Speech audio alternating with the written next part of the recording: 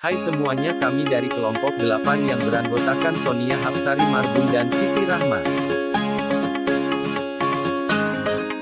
Kami akan membawakan materi teori pasar.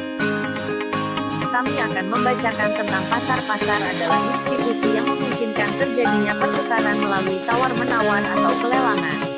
Selanjutnya, pasar menurut pasar yang diperjualbelikan. Pasar barang konsumsi adalah pasar yang memperjualbelikan barang-barang konsumsi untuk memenuhi kebutuhan hidup manusia.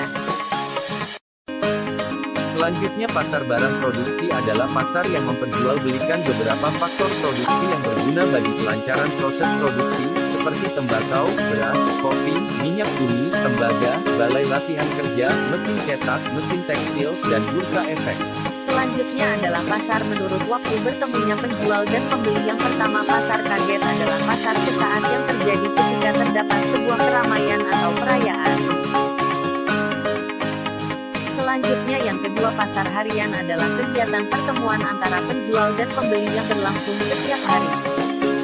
Selanjutnya yang ketiga, pasar mingguan adalah kegiatan pertemuan antara penjual dan pembeli yang berlangsung seminggu sekali. Dan yang keempat, pasar bulanan adalah pasar yang diselenggarakan satu kali dalam satu bulan dan biasanya menjual barang-barang tertentu.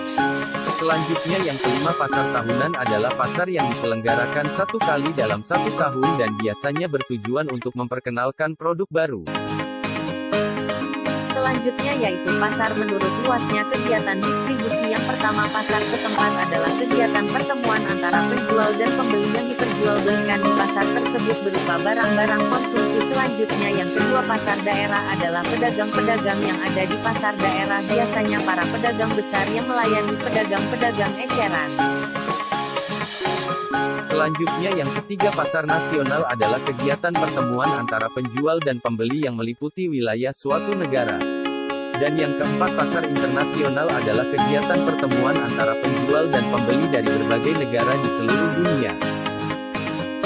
Bahas pasar menurut fisik pasar. Yang pertama, pasar konkret. Pasar nyata adalah tempat pertemuan antara penjual dan pembeli yang dilakukan secara langsung. Yang kedua, pasar abstrak. Pasar tidak nyata adalah pasar yang kegiatan jual beli barang atau jasa yang diperdagangkannya dilakukan berdasarkan contoh-contoh yang kualitasnya sudah ditentukan. Selanjutnya kami akan membahas pasar menurut bentuk dan strukturnya. Yang pertama adalah pasar persaingan sempurna, disebut juga pasar persaingan murni, adalah pasar di mana terdapat banyak penjual dan pembeli dan mereka sudah sama-sama mengetahui keadaan pasar. Dan yang kedua adalah pasar persaingan tidak sempurna, adalah kebalikan dari pasar persaingan sempurna, yaitu pasar yang terdiri atas sedikit penjual dan banyak pembeli. Selanjutnya kami akan membahas tentang syarat-syarat pasar, yaitu diantaranya adalah A. Terdapat penjual dan pembeli. B. Adanya barang atau jasa yang diperjualbelikan. C. Terjadinya kesepakatan antara penjual dan pembeli atau tawar-menawar antara pembeli dan penjual. Selanjutnya kami akan membahas tentang fungsi-fungsi pasar. Diantaranya adalah A. Fungsi distribusi, maksudnya pasar berfungsi mendekatkan jarak antara konsumen dengan produsen dalam melaksanakan transaksi.